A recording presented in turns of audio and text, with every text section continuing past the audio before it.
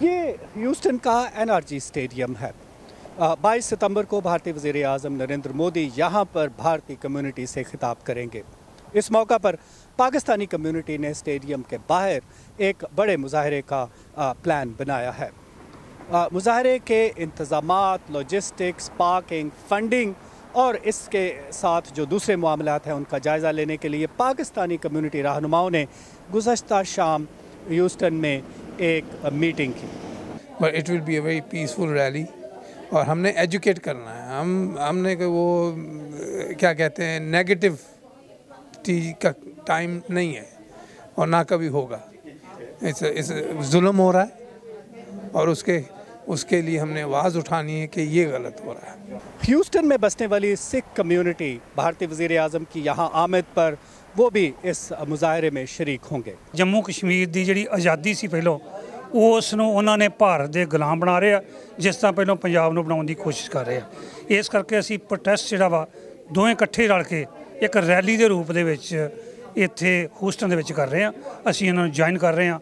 शुमाली अमरीका में मुसलमानों की सबसे बड़ी तंजीम Islamic society of North America का सालाना कन्वेंशन आज से ह्यूस्टन में शुरू हो रहा है।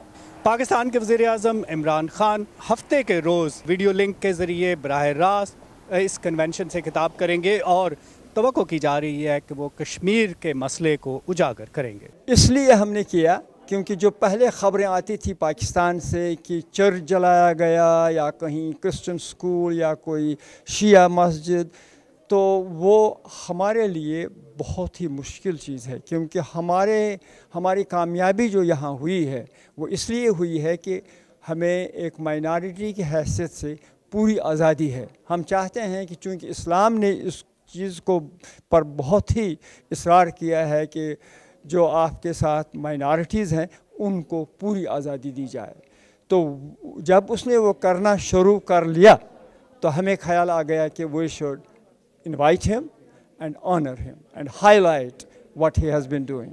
इस स्टेडियम में 72,000 तमाशाइयों के बैठने की गुंजाइश है।